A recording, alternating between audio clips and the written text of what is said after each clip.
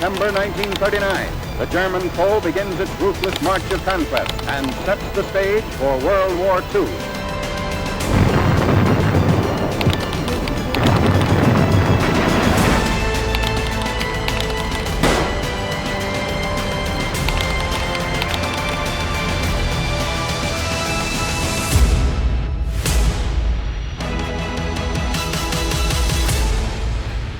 Hello, JL TV listeners. Thank you for being here today. The name of our program is Never Forget,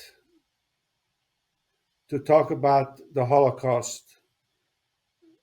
Little by little, most Holocaust survivors are not around anymore. But we still have some, luckily. We have 95-year-olds, 98-year-olds. So fortunately, we still have some. But very shortly, it will be up to people like myself, someone who is a child of Holocaust survivors. I'm 74 years old. I was born in Budapest. And already at the age of 5, I found out from my parents what happened during the war. I found out because I was living in an apartment with not only with my parents, but with my maternal grandparents. And I asked point blank, where are my other grandparents? I started asking that, I think, already at 4 years old. And at one point, my father, maybe it was 4, not even 5, he sat me down and says, listen, what happened with your grandparents is a horrible thing. They were gassed in Auschwitz. Auschwitz was a place where Jews were deported to from Hungary, and they were deported only because they were Jews. My father explained to me quite at length and in detail. My father was an engineer. So at that age, I found out but not only about the fact that my grandparents were murdered, but I found out about that my father's 2 sisters were murdered. I found out about another 70, 80 relatives who were murdered. And I found out that my father was also murdered and taken to Mauthausen concentration camp, which he survived. I found out about my mother hiding out. I found out that she was not taken to the concentration camp because she was pregnant. And I found out that after my father was taken, the following day, she went to abort the child. So in certain language in Hungarian, which we spoke, all this stuff was explained to me. So very early, at age 4 or 5, I already had an idea, maybe not so clearly. After all, I was only 4 or 5 years old, but later 6. I started to understand what happened in Hungary. And as I got older, 7, 8 years old, I understand even more. All the family friends were Holocaust survivors. People who lived upstairs from us, people who lived next door to us in the apartment house we lived. So I was surrounded. When I went to a cafe with my parents, the friends that they met with and they told jokes with and talked about the local politics of the time in the 50s, they were all Holocaust survivors. And they all had family who did not survive. And then when we came to America, went to Brooklyn, we put a mezuzah on the door, which we did not put in Budapest, out of fear of the antisemitism that actually surrounded us in Hungary, even after the war. So after 1957, when we arrived to America and lived in Brooklyn, my Jewish identity was strengthened. And I found out about Holocaust survivors in Brooklyn. I saw on the subway men with numbers tattooed, which indicated that they were deported, most likely to Auschwitz. So this whole business about the Holocaust came to me very early. It continued. And then when we moved to Los Angeles when I was 13 years old, the friends that my parents had there were also Hungarians who were Holocaust survivors. So all throughout, from age 5 to 22, while I lived with my parents in Los Angeles, I was surrounded by Holocaust survivors. I was surrounded by stories of what happened during the war. And I always asked, but what happened? How did you survive? Who did not survive? Why didn't you fight back? All the usual questions that a young person would ask about such a tragedy, I asked. And somehow this whole business promulgated me to go into journalism. Even in junior high school, I was on the school newspaper. I was always curious, and the Holocaust was a very important part of my life.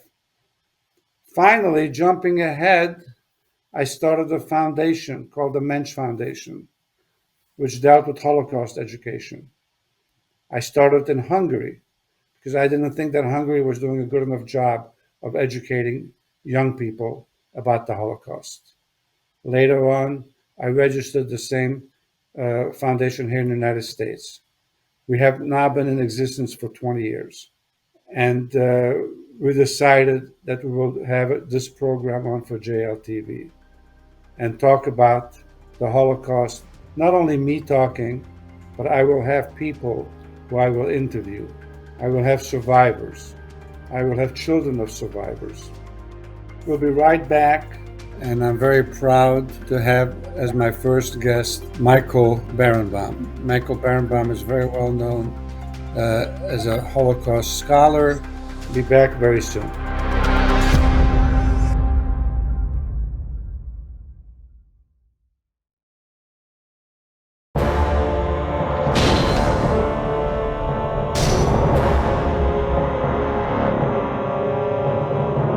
Welcome to our program, Never Forget. This is our first episode, and I'm very proud to have as my first guest Michael Berenbaum. Michael Berenbaum is very well known as a Holocaust scholar, as a filmmaker, as a writer, author, and as a rabbi, and is very well known as being a good friend of mine.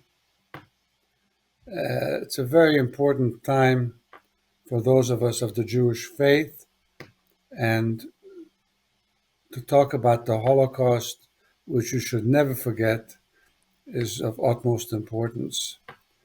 Michael, hi, Michael. Good morning, Steve. Listen, I think we're of the same mindset when we talk about never forget. You have been at this several decades. How did you get started in becoming a Holocaust scholar? I would say in many respects accidentally. I grew up at a very specific time. I grew up in the post-war American generation, and I went to Jewish-speaking day schools, to Hebrew-speaking day schools in which we never spoke any language but Hebrew before 1 o'clock in the afternoon.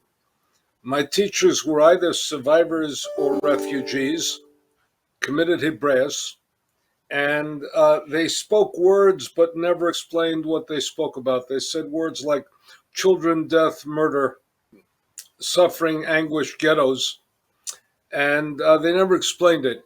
I then also went to a very particular type of synagogue. It was a synagogue founded by German Jews who were from Frankfurt and Antwerp, many of them in the diamond business. So they could escape with mobile wealth, because diamonds you can put in your pocket, you can swallow, you can hide in your clothing. And they were trying to recreate in New York, in Queens, the world that they had left behind.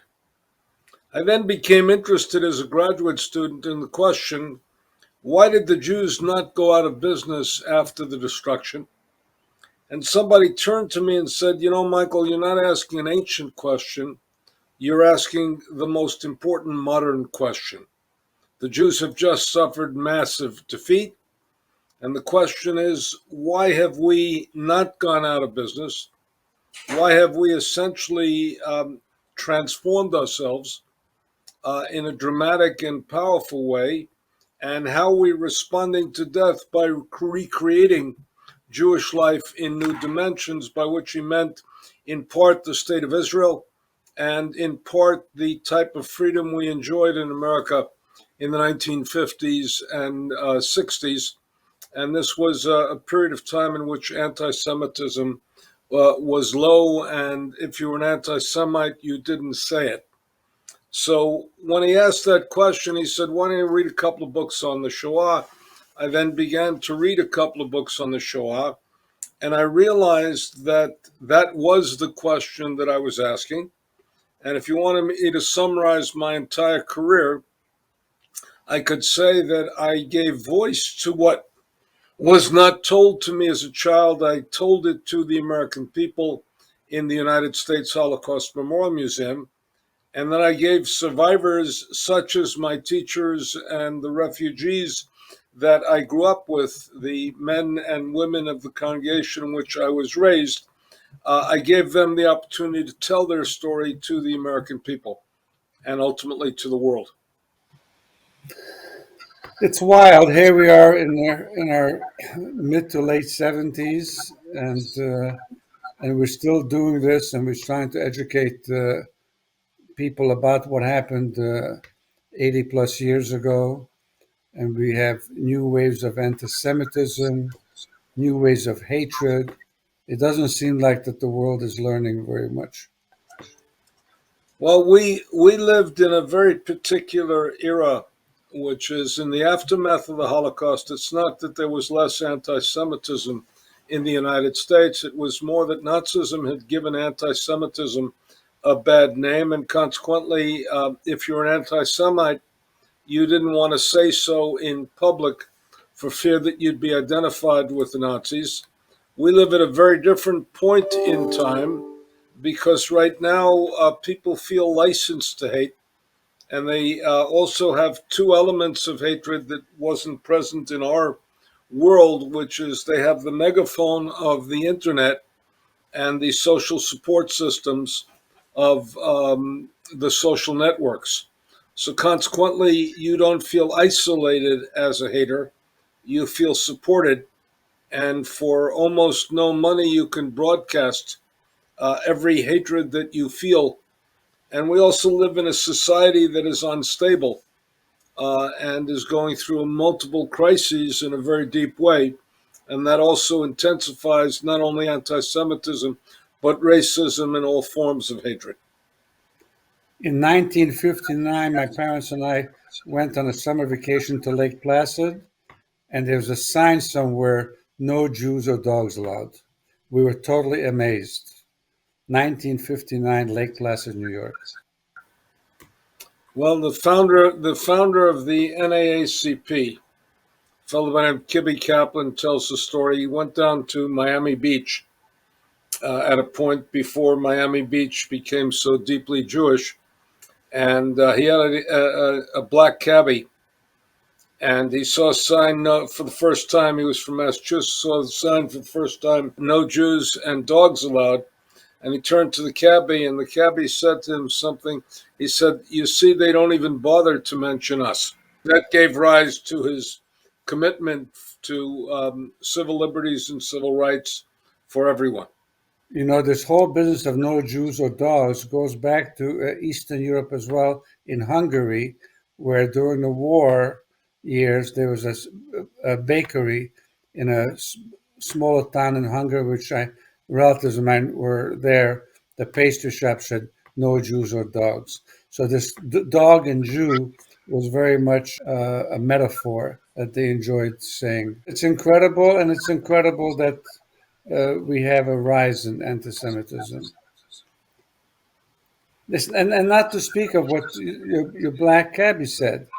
It was horrible what was done to the blacks in America, not only slavery, but even afterwards, even at times when I came in the 50s. I had no idea when I came to America that there was racism in America. Unfortunately, Michael, we have to go to a commercial break. And please don't forget to stay there and come back as soon as it's over.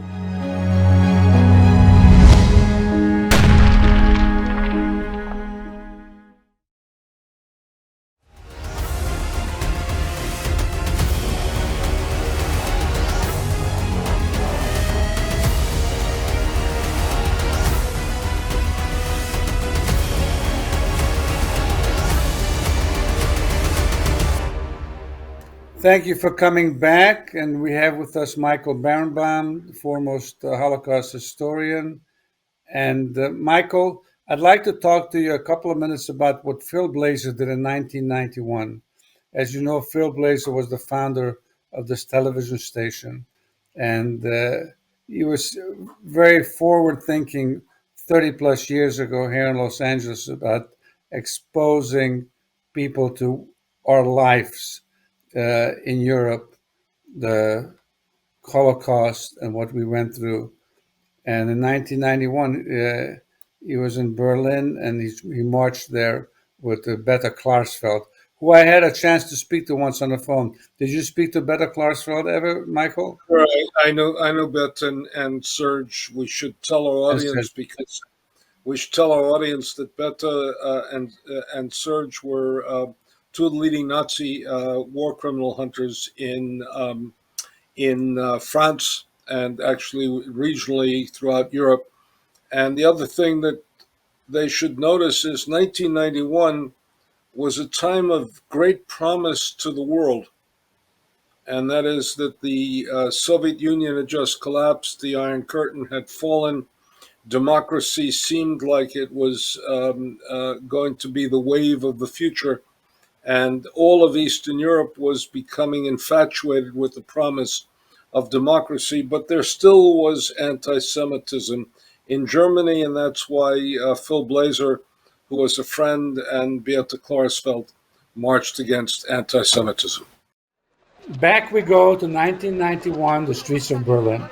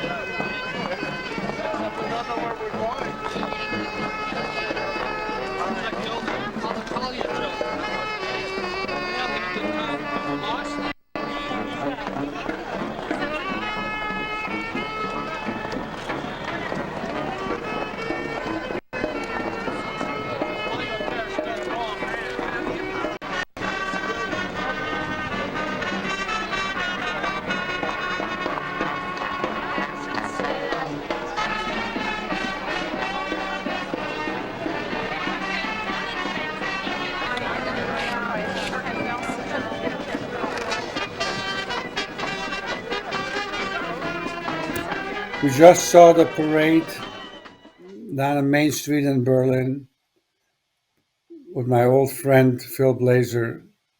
One of the great achievements of Angela Merkel was to deeply, profoundly, and totally believe that the only legitimate future for Germany was to repudiate its Nazi past, to welcome a rebirth of a Jewish community in Germany, and to maintain strong ties with Israel. She did that not because she loved Jews, but she did that because she believed that that was an essential way to build the German future.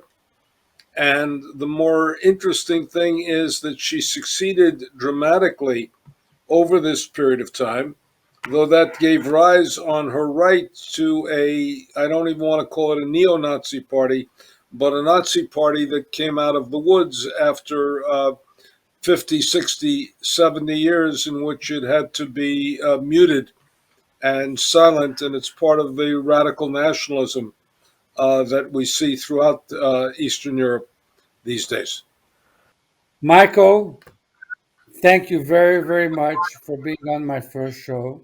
I'm honored that you were on the first show, and we'll do this again. There's a lot to talk about. Unfortunately, there's never enough time. We could spend all day long talking about the miserable past that confronted us. Thank you for being with us, and I want to thank Michael Berenbaum for being with us, and please tune in next time. Thank you.